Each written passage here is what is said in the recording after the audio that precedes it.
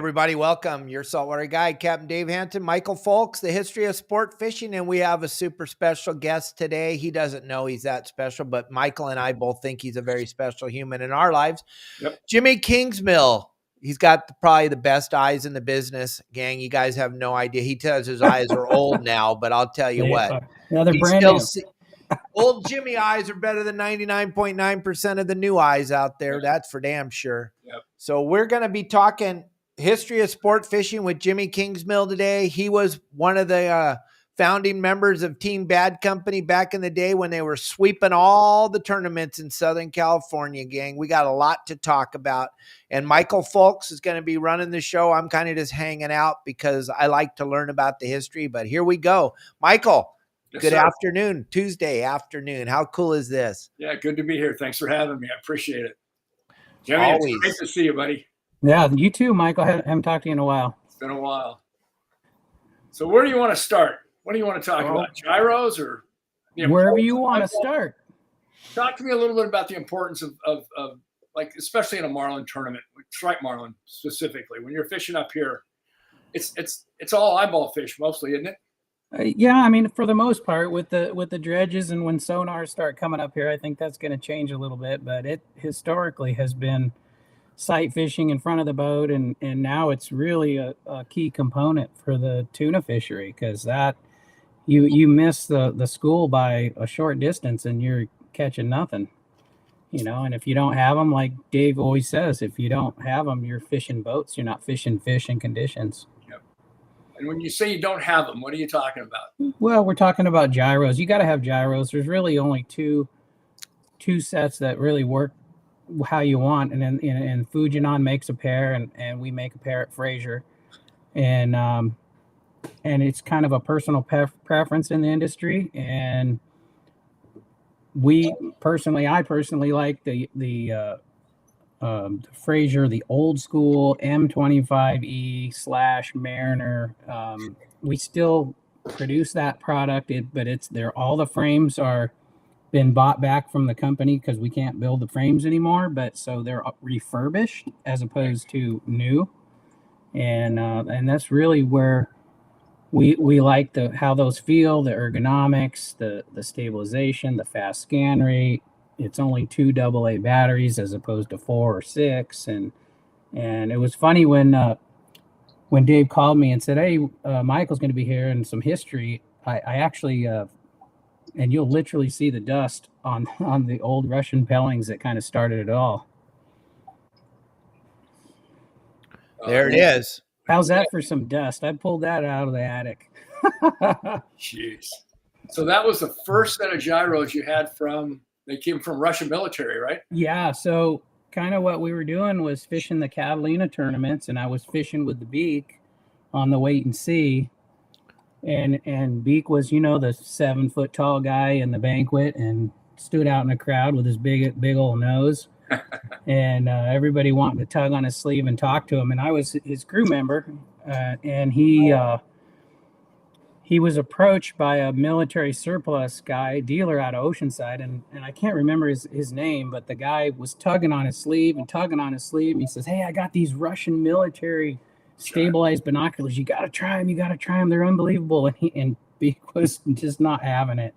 And the guy was super persistent. I'm thankful he was because Beak finally turned to the guy and says, hey, here's my crew member. Give him to him. Let him try him.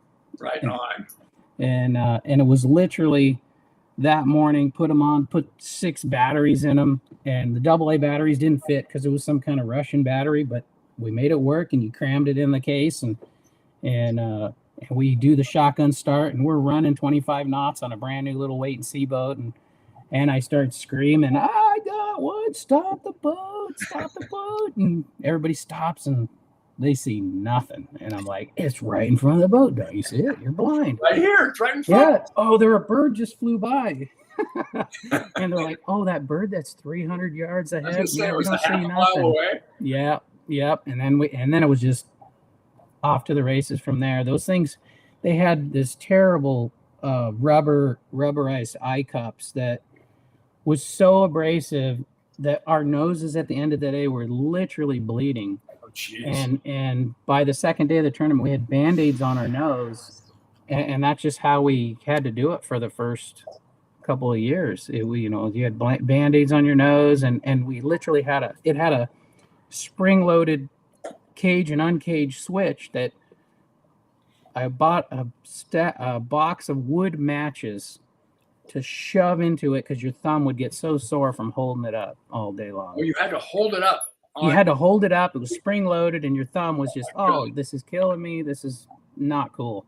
No. And so we literally put a matchstick, a wooden matchstick, and when you ran out of matchsticks, you're like, oh man, we're in trouble.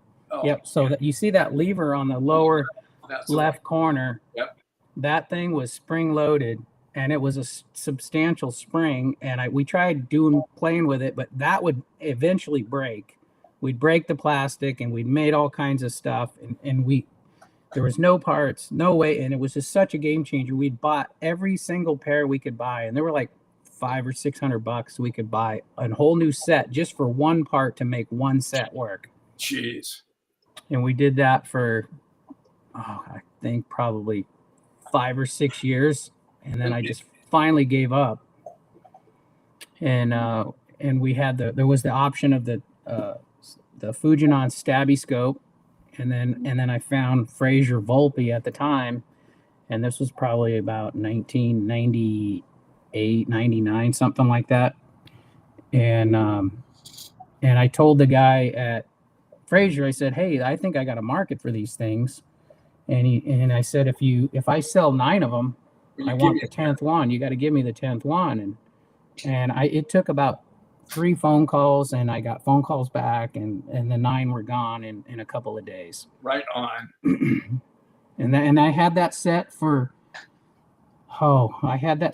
probably 15 years. And I eventually, a guy begged me for it and bought it from me. And I've had the set I got now for, the last 10 or 11, and they're amazing. Repaired them a couple of times because I wear them out, and it's worth every penny. It's just game-changing tool. Yep. And the Baker Marine eye caps wouldn't work on those Russian.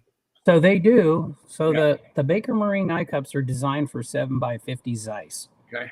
And the eyepiece on a M25E, the older refurb, right. that one right there, that's a S250 or an old Bylight. But those eye shields struggle to fit on the S250, which is our new model 2-year warranty kind of device. Okay. So the gray one there is a Bylight, and the yellow one is the newer, latest version of the S250. And see how the eyepieces are quite large. Yep. So the Baker eye shields struggle to put on that, as well as with the Fujinon Stabby Scope, the $6,000 Fujinon. The eye shields are tough to make. I really need to make another eye shield for the bigger eyepiece devices, so it fits better. But you can struggle and put it on there, and it works. But the Mariner now, the M25E refurbished, it's got the same diameter eyepiece as a Zeiss 7x50, so the Baker perfect. Eye shield works perfect. Perfect. It's ideal, and it runs 12 hours on 2 AA batteries, where the Fujinon runs on 4 AA batteries, and it's like 6 or 7 hours of time. And then the old Russian ones we were able to cram 6 AA batteries in that, and that lasted pretty much a day and a half or a day. But yeah, that was kind of where it all started. And it was just game changing. It was so frustrating for people that didn't have it and didn't know about it. And you're in a fleet of boats, and you'd spot tailors on the other side of other boats, and you'd start going, my dad was driving the boat, and I'm like, I got one, and don't turn towards it because there was 2 boats closer to it than we are, and you'd have to go way around, and all of a sudden we'd go in a big circle. People are scratching their head. What the hell are they doing? And then go to the bow, throw a bait, hang a tailing marlin. And it was just frustrating for them. I guarantee it. It was just game changing. Talk to me a little bit about that first fish you saw, and you were the only one that saw it. Yep. Nobody else in the boat could even come close. No, it was, and we were running 25 knots. Yeah. So you're probably at least 1,000 yards away from the fish when you spotted him? Yeah. Oh, yeah. At least 1,000 yards. Yeah, we're running, and I scream at everybody to stop, and it was the Beak, Mike the Beak hurt, Shane hurt, and Shanahan, Tom Shanahan, Captain Shanahan was on the boat, and they're like, "You're crazy. What are you looking at?" And you can't take your eyes off it once you see it, right? Or you're gonna. Yeah, you just got to stick with it, stay with it until somebody with a naked eye gets it. Naked eye being, somebody without binoculars on their face. Yeah. My first time was a big kelp patty, and it was huge. And I'm thinking, we got a huge patty up here. Nobody could even see it. It was like we're doing, trolling at 8.5 knots, 7 knots, and it probably took 15 minutes before anybody else on the boat could see the kelp patty because we spotted it so far away in the gyros. Yep. Yeah, even just this past Saturday, I took the chaser out on a day trip, and we ran out and go to below the 289 where there were reports, and I get there, and there's just a bunch of boats and no fish, and you're just like, oh, what are we doing? And so I said, well, the last time the stuff came in the lee side of the island, it went northwest. And so I told the owner, I go, hey, the owner's been hitting me up to go cod fishing. So we went and caught some reds and went to the beach, did that for an hour, loaded up. And then I started running out back to the lee of Clemente, pick up the glasses and like, oh, look at that ripply water. And sure enough, I studied it long enough. And here's a little fin sticking out, a little tweak boil. And there's boats all over the place driving past it. And you're just like, come on, guys, you're missing so much. And it was just off to the races. You guys definitely put the rest of us to shame. I mean, you ran circles around the entire fleet for years. Yeah, that was it. That was really it. Just you get a fishy team of guys and gyros, look out.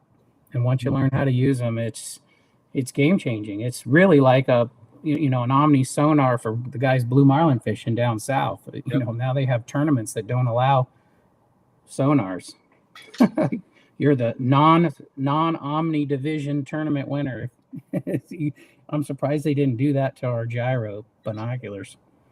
But hold on one second, Michael. I just want everyone that's listening and hanging out, watching the show. We got a huge audience, and there's questions coming in. And gang, we're not going to ever get with anybody else that knows more about gyro stabilizing binoculars than Jimmy Kingsmill right here. Michael and I know that for a fact. And everybody else, you've seen pictures just now of some guys that have been on our podcast. There's Pete Grosbeck in a pair of gyro stabilizing binoculars. There's Lasley and there's Anthony in gyro stabilizing binoculars. But you know what? They all go to Jimmy to ask questions about, hey, this or that, or what's going on with these things. So today is your opportunity to understand what we're talking about. When I tell you all the time on my game plans and on this podcast, and how I tell you, if you guys don't have a pair of very, very good binoculars, and I'm talking, Jimmy will tell you about prices and what it's all about. But if you don't, and you're going offshore, stop, hit pause for a few days of your offshore adventures. Save that money that you're spending on that fuel, because let's be honest, most of you, if you're going to Clemente or outside of Clemente for the day, you're spending $1,000 on the bait, your food, and your fuel. You do that, put pause for 2 or 3 days. You can get a good pair of gyro stabilizing binoculars. They're going to change everything. When Jimmy and Michael are talking about this right now, I just want you guys to pause for a minute. There's so much phenomenal information, but I'm not going out there without my gyros. Jimmy's definitely not coming. People ask us all the time, what's the most important thing? The photometer, the sonar? Nope. The binoculars. Because like Jimmy was just saying, Michael was saying, he saw a kelp patty that was 3.5, 4 miles away. Jimmy's seeing marlin.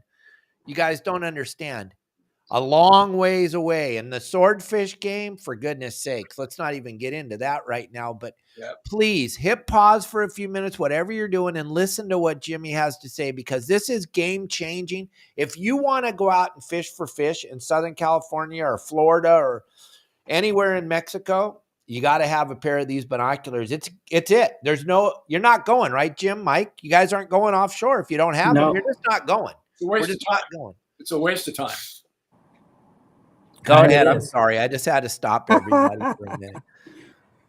But Jimmy, you guys set up patterns too on the gyros. How do you on your team, how do you position each player when you're looking for stripers?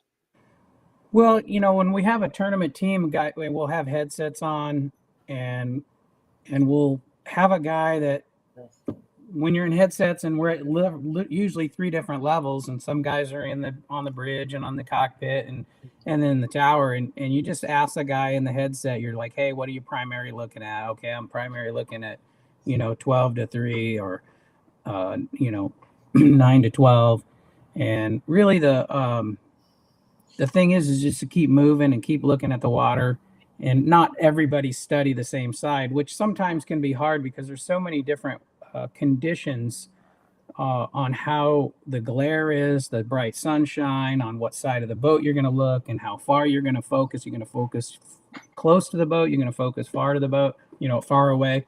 So like when you're looking with a naked eye, you can't really see much into the glare, into the gray.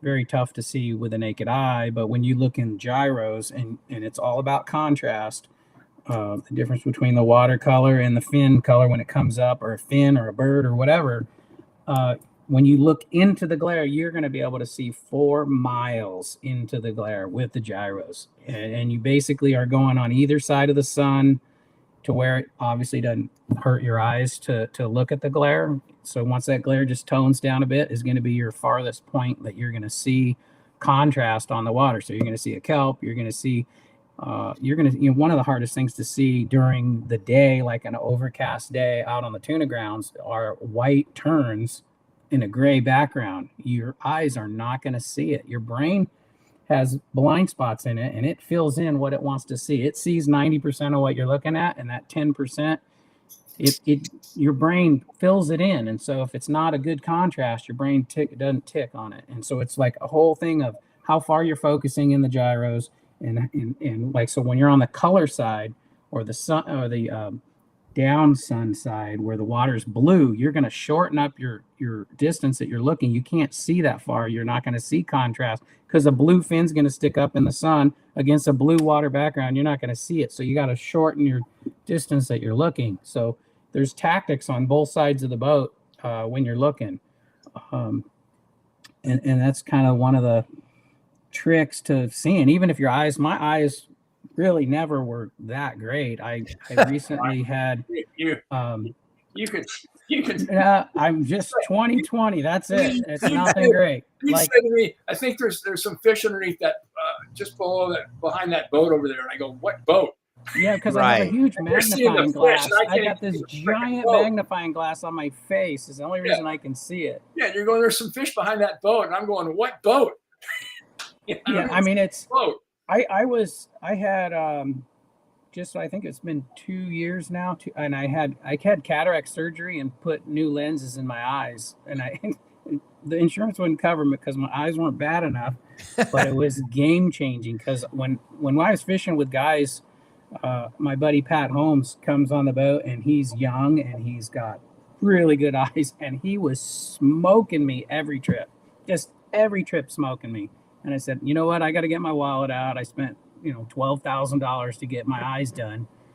But I got long distance because I'm such a stupid idiot. I still got to wear reading glasses. But I did the same thing. It's game changing to get a lens replacement. It lasts the rest of your life. And I'm going to see 20/20 till I'm dead. At least that's what the doctor said. And so then between the technique of the binoculars and having decent eyes, the guy that was amazing was Lasley, because I could spot a fish in the gyros, and if I pointed it out to him, and it was only a few seconds later, he goes, I got it. And I'm going, really? You're crazy. That guy was crazy. I mean, he's got old man eyes now, I'm sure, but back in that day, that guy could see, and nobody'd see it naked eye. I could just describe what I was looking at. Okay, the fin is 6 inches up. Oh, it's down. It's up. Okay, I got it.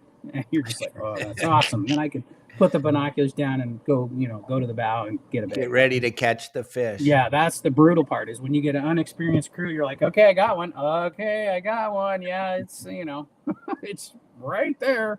Yeah, right there, a mile ahead. But you can, but it's really, I mean, it gets so close. The fin will get so close that you lose the fin as it goes down and comes back up, because you're so close. Your field of view just gets so tiny when you're, and the way we describe bringing, the naked eye onto the fish is we do clocks and boats. So we're in a, 60-foot boat. If the fish is 60 feet ahead, it's one boat. And if you're just kind of guessing, okay, the fish is at 25 boats at 1 o'clock, and obviously the head of the boat is 12 and 1 and 2 and so forth. And if you just describe that as you keep seeing the fish, then eventually somebody with a naked eye will get it. So I got a couple questions over here. Rick Maurer wanted to know, Jimmy, can you talk about the difference between gyros and electronic stabilization? So the main difference is electronic stabilization is kind of a computer tool that is kind of fooling the eye. It's fooling the eye in sense that when it's averaging what you're looking at. So when you jitter and you shake and the binocular moves, it's pausing that time until you come back to where you were, and then it refocuses on that piece. So it's like a time delay kind of system. You're not live. You're a split second behind real time when you have electronic stabilization, whereas the gyro, a mechanical gyro, is literally a ring that's spinning at 10 to 15,000 RPMs, and the inertia, when it's spooled up and you hit uncage, it locks. I shouldn't say it locks. It unlocks the prisms that are floating, and the inertia keeps the float steady and smooth. Whereas when you cage them, caging means you're locking it down. So when you set the binocular down, you're not damaging it. So caged means it's locked. The device is locking it.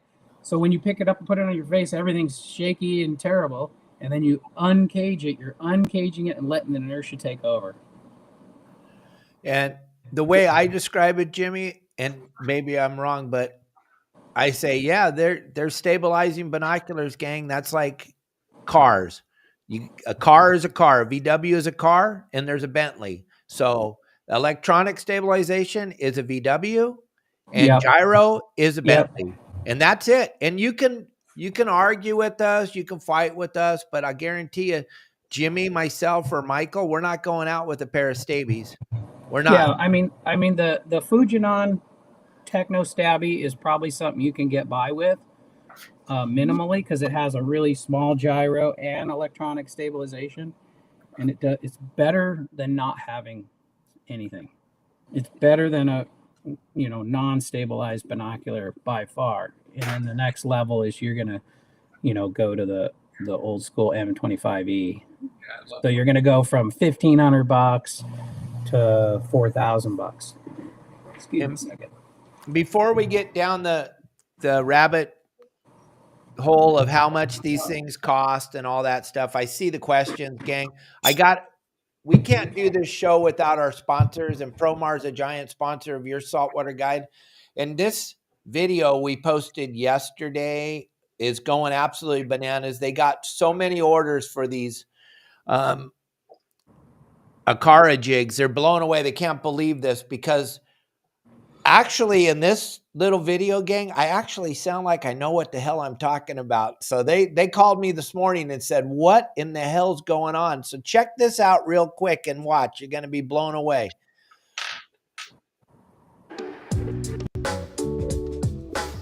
This is the Promar Ahi booth. Now, last night at the new product showcase, I looked at some of the lures, and the nicest lure that I saw on the shelf was the Ahi Ikara. So they have their new Ikara line of jigs. These things are absolutely incredible. I'm gonna show you them up close, but we're gonna talk to Dave here. Dave's gonna run us through the new lures from Promar Ahi and tell us what the features are on the lures. So Now you corrected me and said these were slow pitch jigs? Yeah, there's slow pitch jigging is the new thing in the fishing industry. Everybody's doing the slow pitch thing. They're making rods for it and everything.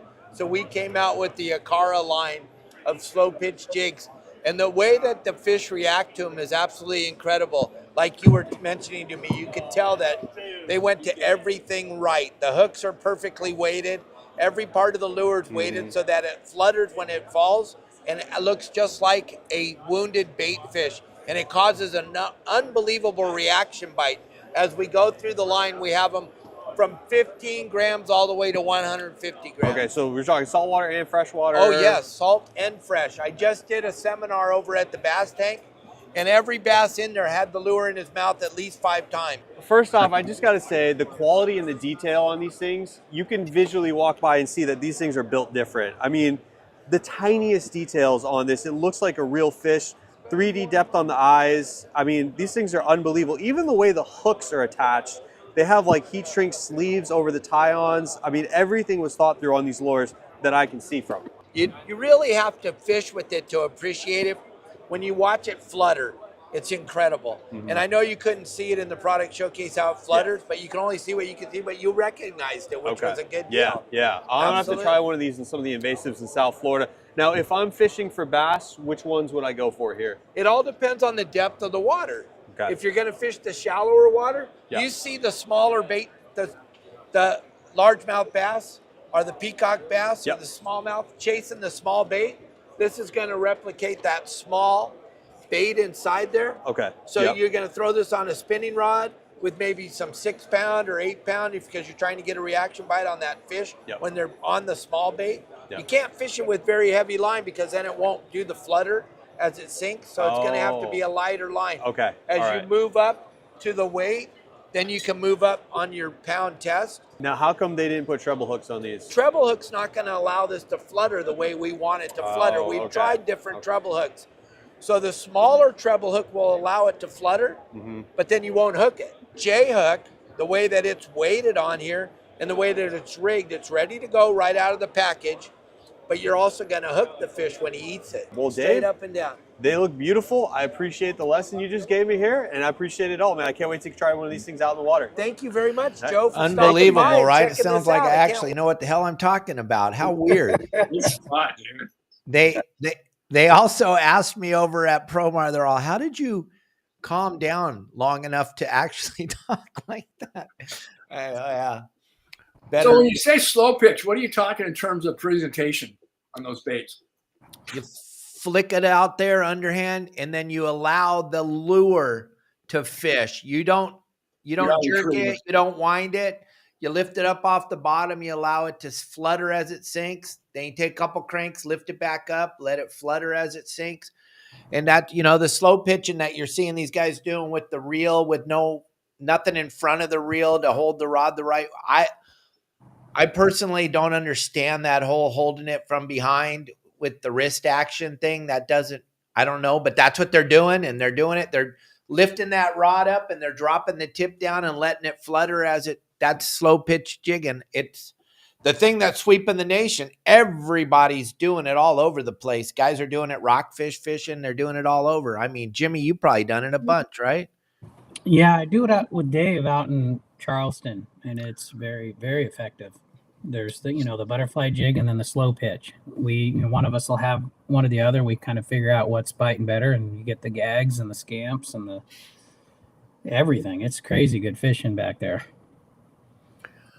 So there you go. So if you guys want that lure, I had the QR code up on the screen, or you can go over to promarahi.com and type in the code YSWG. Right now, you're going to save 15% on those lures. And when you're over there at the website, you're going to see so much product that you use on a daily basis you don't even know, from your bait scoops to your gaff to your squid braille to your landing nets. Promar makes everything. So check it out. Go to promar.com and promarahi.com and check it all out. Justin Bottrell's on here right now. Jimmy, he said he needs 2 pairs right now. Now we'll get into the meat and potatoes of these things.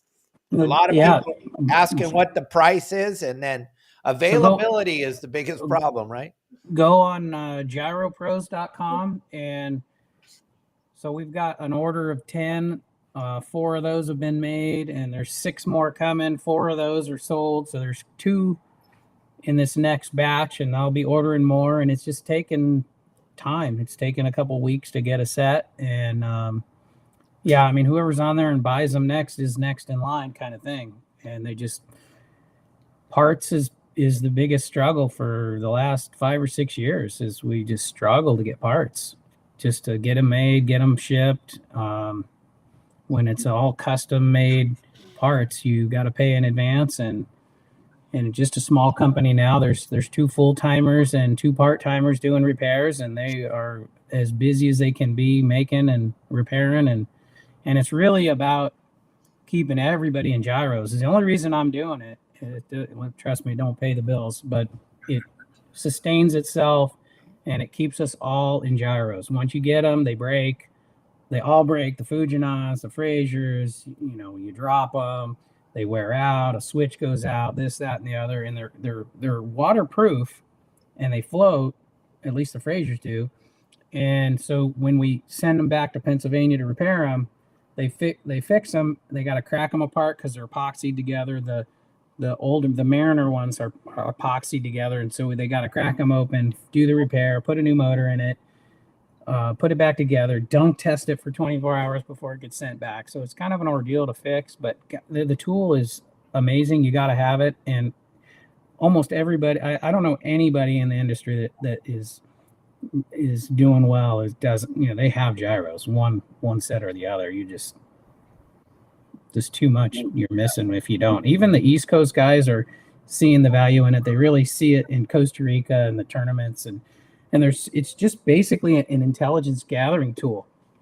It instant, and if you don't have the hottest information, you're not in the great network with a bunch of commercial guys or something, and you're not getting the scoop. You got to find fish on your own and read the water, read what the conditions are doing. I've used them salmon fishing. You watch a guy, hey, what color is his hoochie? What, he keeps getting bit and putting fish in the box, and you don't know why you're not. And I take it trout fishing up at Pyramid Lake, and I was remarkably surprised that the trout fishing Pyramid Lake's like tuna fishing. They boil, and there's bait, and it's crazy.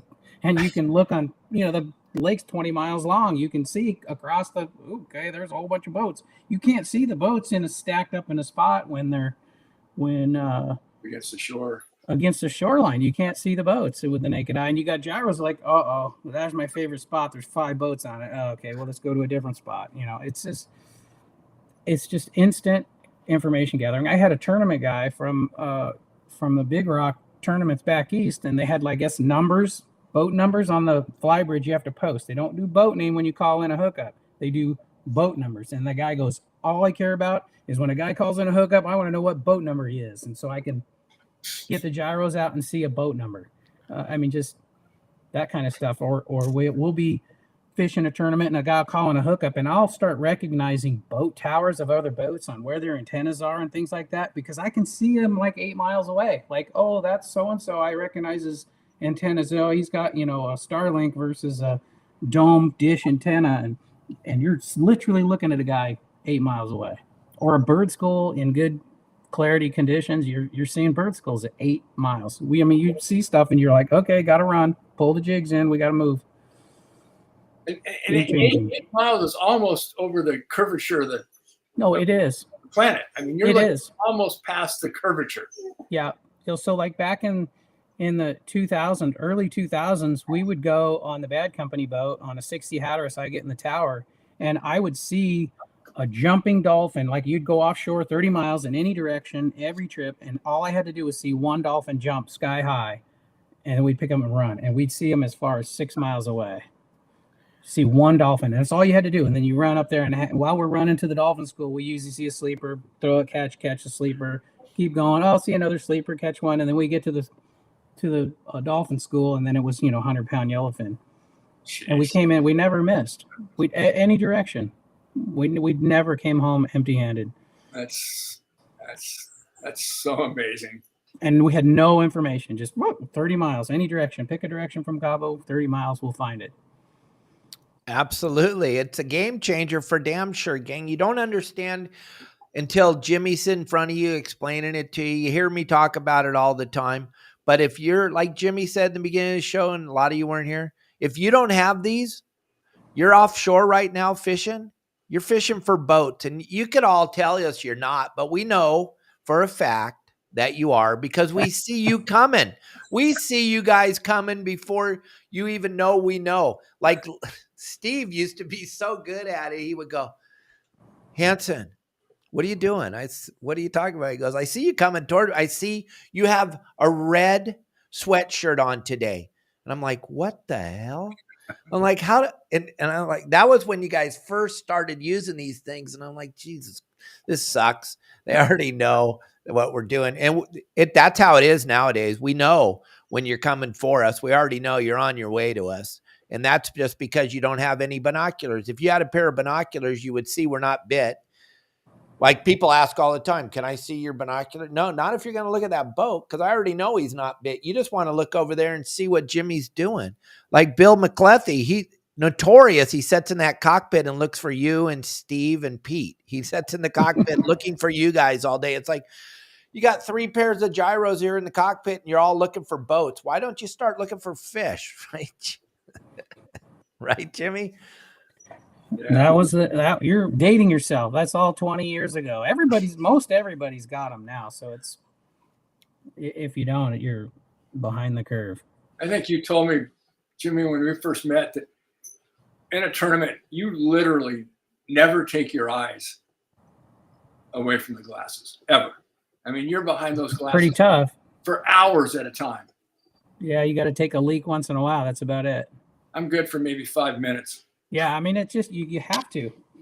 That's how you win. You know, you get in a beanbag chair or something, you get yourself all braced up, so you're, talking about the ergonomics of the set and how well it fits in your hands. You just got to get yourself in position where you're locked in and you're just wedged and you never move. Yeah, I mean, that was why we liked the older set, because they're shaped differently than the newer sets. The S250, the newest one we have, is shaped more like the Fujinon. Right. And it's you got to push it against your face a little harder. It's a little harder on your biceps and just not as comfortable hold. Even though both sets are a tiny bit lighter, the old school Mariner M25E, 2 AA batteries, 12 hours, it works great. The new one has, the new S250 has a lithium battery.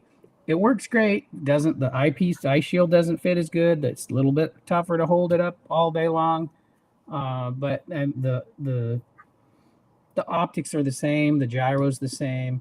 And it really is personal preference between the Stabby Scope Fujinon and the Fraser. The Frasers have 2 pivoting points for their prisms. So they have a really fast scan rate, whereas the Fujinons have a bigger motor. They have a single access point, so you can't scan the surface very fast with a Fujinon. So if you're locked in and you're really looking far, it's going to stabilize better than the Fraser, but it has a terrible scan rate. So it's kind of like which one you want. They're both great pieces of equipment. You can't go wrong with kind of either of those. Those are the real deals. The Fujinon Stabby Scope and either of that Fraser's M25E or the S250. Now, Mike Lewis is asking a pretty honest, reliable question. Why doesn't the military have any gyro stabilizing binoculars that the common man could just go buy? And Jimmy, you and I would love to find out. We would love, wherever that company is, we're in 100%. Where are they? I can't answer that. I think the technology is there to do it, but there's no market to make any money on these. There's not enough. You can't sell enough of them. So Fujinon makes theirs just because, and they really don't support it very well, because they don't make any money. They're selling not very many devices, and that's the struggle for us. Is it's tough to keep it going because you can't sell 1 million devices. You're selling hundreds of devices, and for somebody to develop, I talked to one of the outgoing engineers at Fraser. He basically says, hey, I've got the technology. I know how to engineer this new device. that will, have range finding.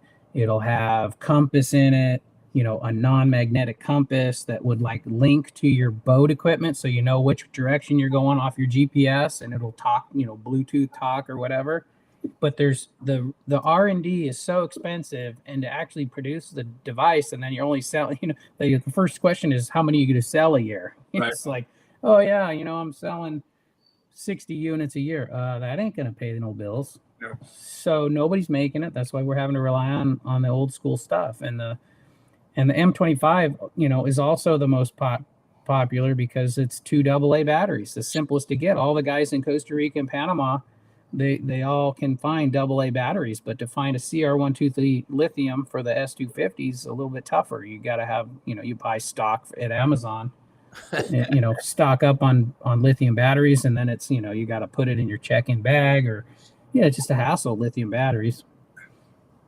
So. Yeah, Rick Maurer wanted to know, can you use you cannot look through these with a pair of glasses on. No, it's impossible. Because like Jimmy was saying, you have to have them pressed up against your face, or you start to get this weird blackness in the corners. And so the little rubber eye rings that come with the unit, not the eye shield, not the Baker eye shield, that's aftermarket, they will fold back where you can shove your glasses right against the rubber, and they work fine with glasses. You just can't use the eye shield. Yep. Okay. Yeah. So anybody with glasses, it's going to work. Oh, okay. All right. You don't need the eye shield. The eye shield's an extra, and those were, like I said, designed years ago for the Zeiss 7x50s. Just a comfort factor on those eye shields. And it keeps the light out. It takes away the peripheral, number one. Right. Number two is it kind of holds it on your forehead. It goes over your eyes, and so when you have those on your M25E, the longer, older pair, you can hold it with one hand. So you're holding it out here with one hand, and your other point of contact is your forehead, which is a lot stronger than your eyeballs. So it just for longevity, long-term viewing, it's excellent. It's great. And really the only drawback to the eye shield is your fogging. You're going upwind, everything's cool, and then you turn downwind and there's no wind, and you fog. And so you got to kind of put your thumb in the corners and open them up a little bit so a little bit of air gets in and does it. But I mean, for those guys tuna fishing, you can get away without the eye shields because you're looking for a lot bigger stuff. You're not looking for this little tiny fin sticking up 3 inches and silently slicing through the water, versus you're looking for splashes, white water, turns, sheer waters rafted up, and the other thing that's an unbelievable tool, and I'm finding just in the last few years, you can literally get to a zone where like the fish was yesterday, and you get there and there's nothing going on. All you got to do is find some sheer waters, and you'll see, 1 or 2 sheer waters with a naked eye, and he's flying a certain direction. And then you put the gyros up and you start looking 3 miles to one side and 3 miles to the other side, and there's every sheer water is going the same direction. That's, the dog whistle, the sheer water dog whistle that you just follow them. I've gone to spots and not known where to go, and the only thing I had was 6 sheer waters around the boat, and they were all flying at like 25 knots, and I 25 knots, and I followed them for 10 miles, and then voila, there was the school. It was, it's silly stuff like that.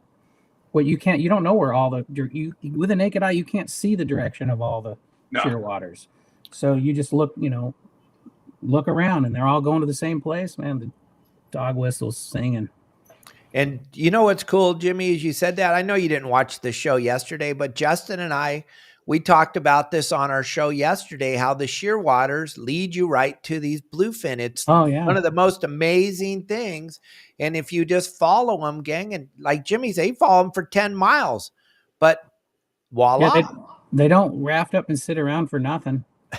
Yeah. They're there for a reason. It's either going to come up later, and if they get up and start moving, it's a little bit of a hard call, because sometimes we're on dolphin and stuff, and you're on the beach on the coast, and there's not been any tuna that I'm aware of that's come up the coast, and there's a bunch of sheer waters on the beach. But you get to a tuna zone and you see the shearwaters, they're going to take you to them. Absolutely. So cool. It's such a game changer, these binoculars, gang. And I try to emphasize it so much on our show and with the game plans, and tell you guys to take a pause and don't buy a pair that isn't what Jimmy's talking about. Wait, save up a couple more weeks and wait. Don't go offshore. Don't go spend that money on fuel. Wait until you can get this pair, and then you're going to be blown away. But like Jimmy said, you got to get in and order them today if you want to get them this year, because there's not very many pairs. And Jimmy and I were talking about this today when we were getting ready to do the show. They can't keep up with the orders, and they don't have an extra pair laying around. I don't care if you have $10,000, you're not getting an extra pair. There's not an extra pair laying around just because you're superstar, captain, superstar. You got to order these now to get them. And like Jimmy said, the first guy that orders them is getting the next pair that's coming. But when's the next pair coming? Probably in a week or two. Yeah. Yeah. So you better be ready to hang on, but you got to give them your money now. And so let's go to the cost. Let's talk about that for a little bit. We got time. We haven't really got into the cost. What are we talking about, Jimmy? So they just hit me with a $400 price increase. And so the M25 refurbished that has a 1-year warranty is $3,900. I went up $300 and I'm eating $100 because I can't stand the price increases. And the new S250 with the lithium battery, same optics, new device, 2-year warranty, those are $5,400. And if you can find them used online or whatever, it's generally $950 to repair them. So if you buy a used one online, you find it on Craigslist or wherever you can find it for $1,000, they're going to work. And so if you can find them, get them. They're hard to find. Yeah, they are. They don't come up used too often. Guys, you need multiple pairs, because when one breaks, and oh my gosh, guy, I had a sport boat guy that had one go down, and I had one loaner, and he just bought his unit and it went down, and I got him the loaner, but boy, it's a couple weeks, 2-3 weeks to get them back because of the time and the mailing. And I mean, if you overnight them, it saves you a week of time, week and a half, but overnighting units $200 or $300. On top of the $950 that you got to spend for them to repair it. But I mean, it just makes sense if you find one, and they'll fix them. And the refurbished units are as good as new. Refurbished are as good as new. They put a new motor in them, and so when the military has some laser coating on their objective lenses, so every unit has to get a civilianized objective lens, so those are all new. So when they refurbish them, that's a new lens, new motor, and it's a refurbished gimbal, and the glass is it's good or not, and if it's not, they put new glass in, and it's a 1-year warranty, bumper to bumper. 1 year. You have an issue, something funny happens, you shoot me an email, so we timestamp it within the year, and then I basically tell, hey, is that thing working at all? Don't send it in. Just send me an email, get through the season, and we'll send it in. That kind of thing. Because that's that important. Guys are freak out when they have one set and it breaks. Well, you really honestly can't fish without it. I mean, for us. If you're fishing every day, it's just such a information gathering tool. It's just, even if you find a Fujinon, a stabby scope, you find one of those online, I think Brian at Baker Marine will fix anything you want, and it's probably $1,500 or something to fix it, I think. Yeah, somebody, EJ, said those aren't cheap, but you know what? We're not looking for anything cheap. We're trying to catch fish when we go out fishing, gang. And like we said beginning of this show, if normal average day right now, if you're going bluefin fishing, you're going 50, 60 miles off the beach one way, and then you're turning around and driving back. Just the price of fuel. You can buy a pair of these binoculars if you just didn't go 3 times without them. Jimmy and myself and Michael and Steve and Pete, we're not going. We're not going. If we don't have the glasses, we're not going. Maybe we'll go sea bass fishing at Catalina or something. But even then, when we're fishing sea bass at Catalina or we're fishing guess where our eyes are all day? They're in the gyros. We're looking. We're looking for birds. We're looking for bait. We're looking for everything. And Michael said something a little earlier in the show. Jimmy, your head's in those binoculars. My head was in them all day on the boat because I'm getting paid a pretty good amount of money as a fisherman to find fish for my boss. And if my head wasn't in the binoculars, I felt like I was actually cheating on the boss that day because they're paying me to find fish. So if I put the glasses down for 2 minutes to get something to eat or take a drink of water, that 2 minutes could have been where I saw that. The whole day could have changed, right? Changes the whole day.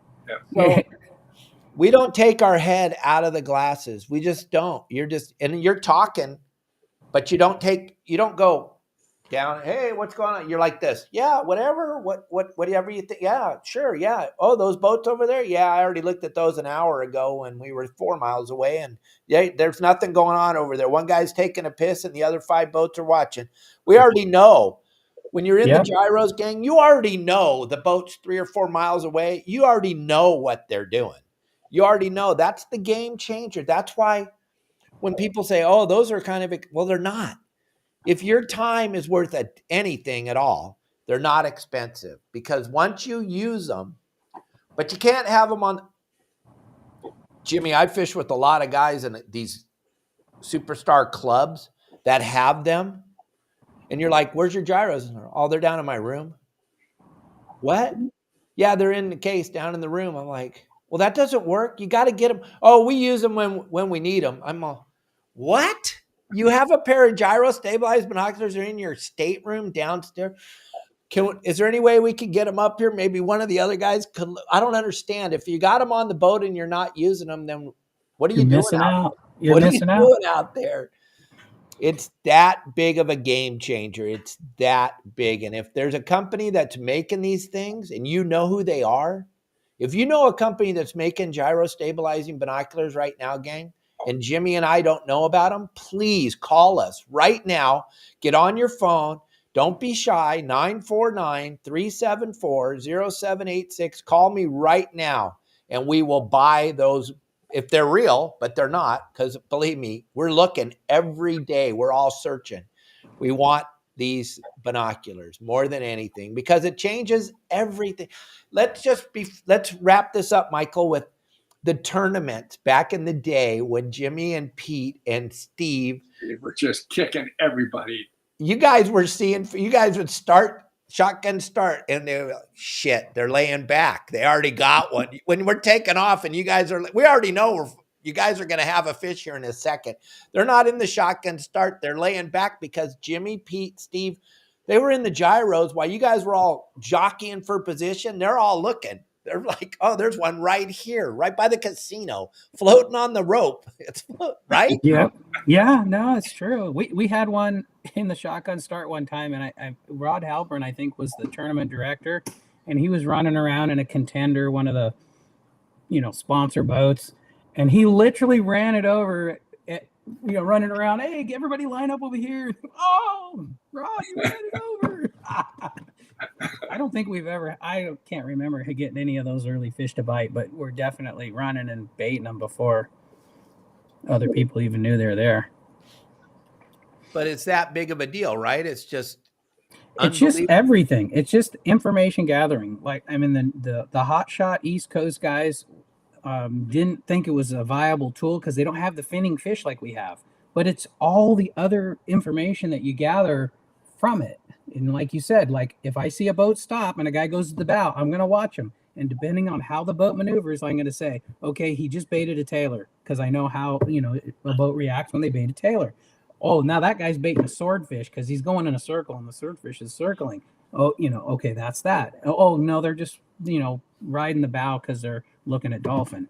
And that time that you don't waste going over to see that boat is time better spent on more productive water. Finding fish.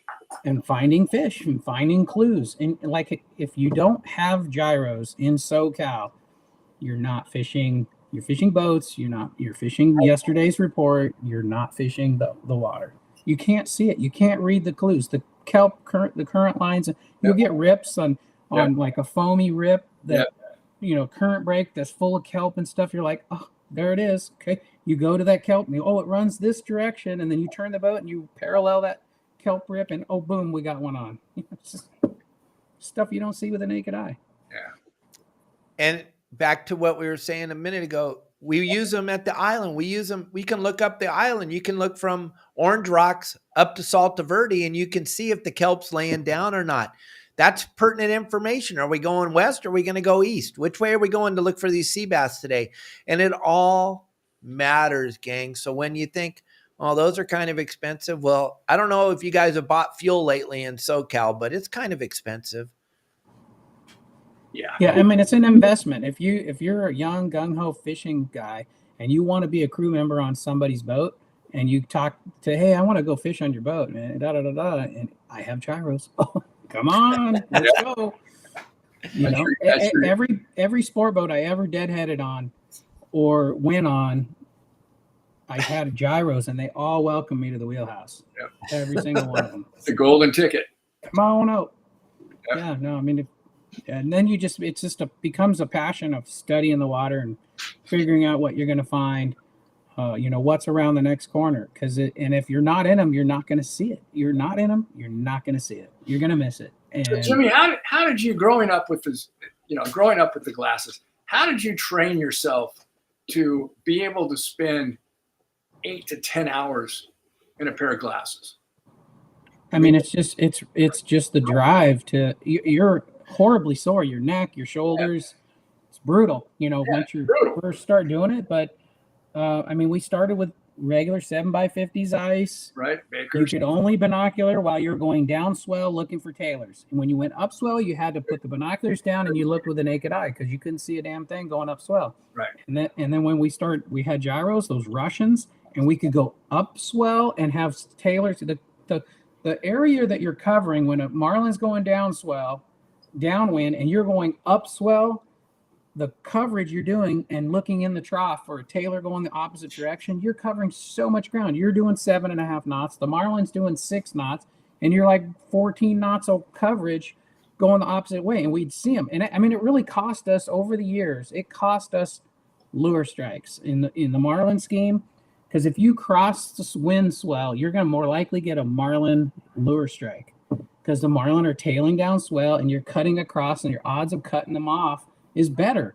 But we had the odds of finding a tailing one were way better if you went straight up swell. So we would sacrifice lure strikes to find a tailing marlin, because when we found a tailing marlin and we threw a good bait at it, we caught it.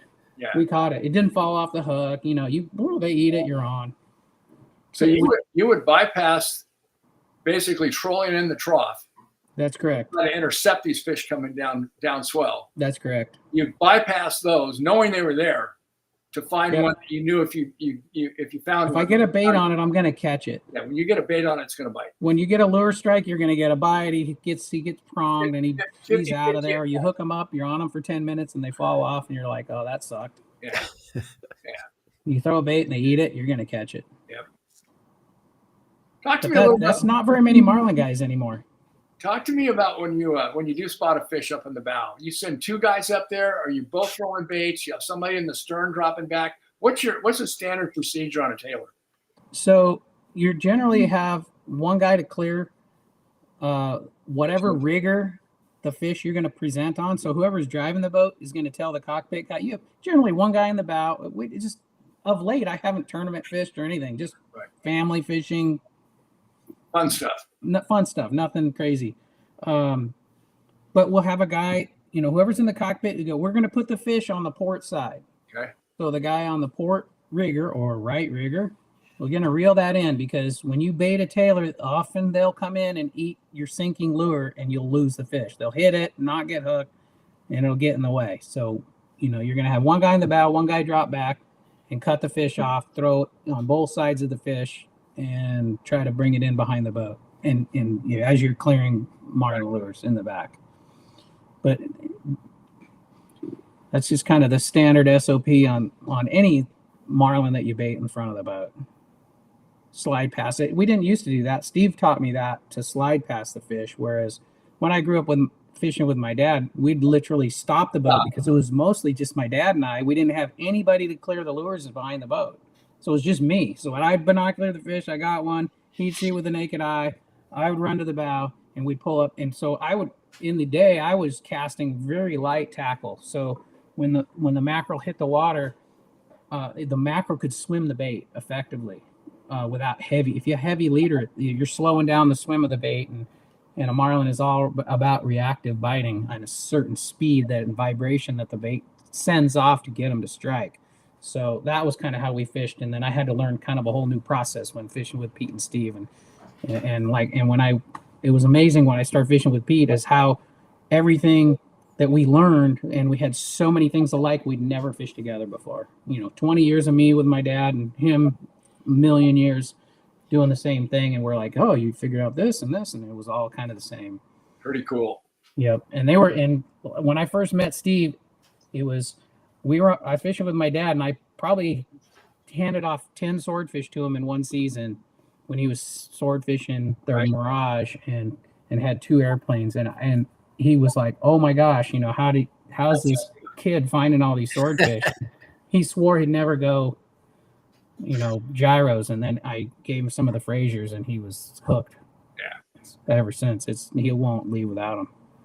Well, you, Pete and Steve were the ultimate dream team.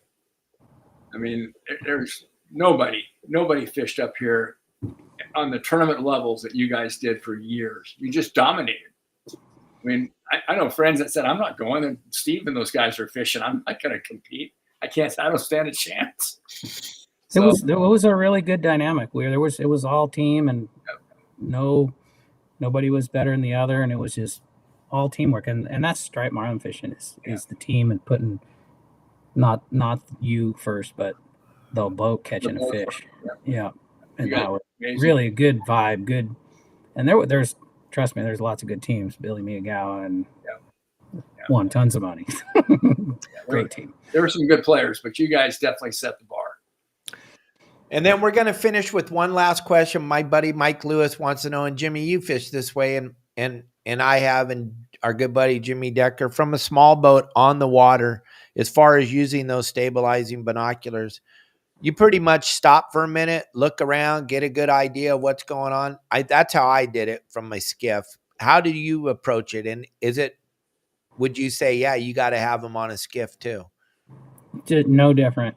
You got to have them. You can see, you're just limited by the curvature of the earth is the only thing you're limited by at your height level. But if you want to be able to stay driving, as long as someone's holding the wheel on your skiff, you can gyro, at trolling speed, no problem.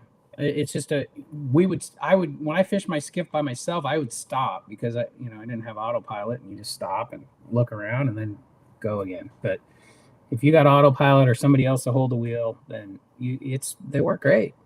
You just see the marlin tail's just bigger. Not quite as far away, but you definitely big difference.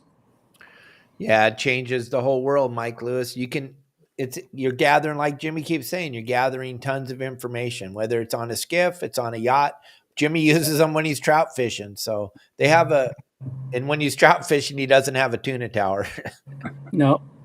So it's a definite phenomenal tool to have. And then, gang, we got Michael Folks here again. We're Jimmy and I love the series you created, the history of sports. Awesome. It's absolutely incredible, gang. If you haven't had an opportunity, I'm going to throw the QR code up here on the screen right now.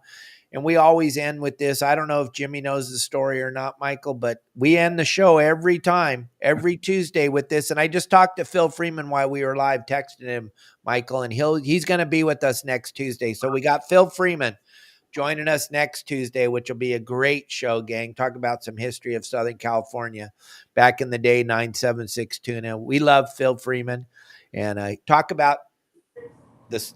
976 tuna was my gyros back in the day. Yeah, exactly. Hey, before we talk a little bit about the history, I just want to thank you, Jimmy, for 30 plus years of service with the police department. Oh, thanks. I want to just I don't miss that. For some reason, I don't miss that. Yeah, I wouldn't think you would, but I just wanted to say thank you for your years of service. And it just no, it's great. I wouldn't change it for anything, but I'm done. Yeah. Boats are a little nicer office space. Roger. Driving a 60-foot desk. Yep. Thank you, Michael. Yeah, thank you. So, as David was saying, when we were doing our research for this history of sport fishing, the most fascinating thing that I came across and uncovered was that back in 1732, in a place called Philadelphia, along the Schuylkill River, there were a bunch of guys that were fly fishermen. And they all got together and formed this little fishing club called the Schuylkill Fishing Club. And they did it under the guise of it being a fishing club.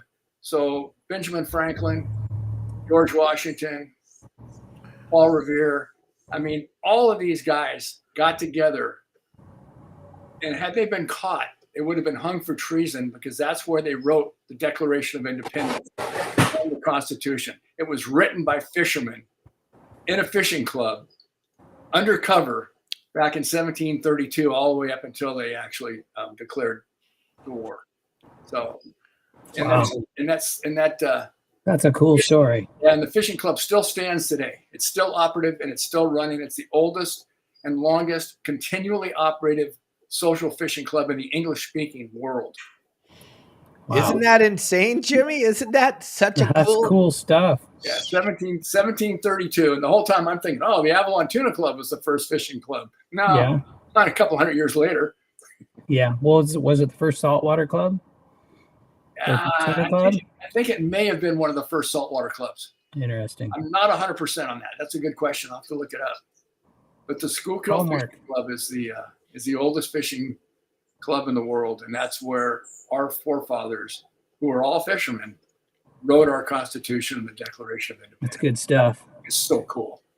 And when you listen to the history of sport fishing, when Michael's narrating, George Washington never went anywhere without his little fishing tackle box in his vest, Jimmy. It was just, he was out there fighting for our independence, but he always was ready. If there was a fish to catch, he was going to catch it, which is pretty bitchin'. He had a little tin fishing outfit that he would take into battle with him. Wow. It was so crazy. The day was for survival. We're kooks. Yeah, we are. We're nuts. Total kooks. A lot of work. I wouldn't trade it for the world, though. No. So, gang, you can get the history of sport fishing, the 12-part docuseries. The QR code's up on the screen. Jump on it, get it. It's good for everybody. It's a good watch for the family. You're going to learn all about this crazy passion that the three of us have. You're going to find out way more than you thought you knew about it, for dang sure. Just like finding out the Declaration of Independence was written by fishermen for fishermen. And if we look right now, they're trying to stop us from fishing. So please get involved with whatever level you can and download that docuseries and check it out. You're going to be blown away by all the information you're going to gather. Jimmy Kingsmill, once again, thank you for your friendship for all these years. I really appreciate it. I love seeing you wherever we go. And I know I'm going to see you Thursday at Anthony's house. That's going to be a fun night. And Michael? Yes, sir. I'll see you next Tuesday with Phil Freeman from 976, the originator, I mean, we all used it. He was it. We all used it back in the day. We called and listened to the reports because we wanted to know where that sea bass came from. He was my gyros. Yep. Yep. Jimmy, thanks so much for joining us today. It was so good to see you. Likewise. See you guys.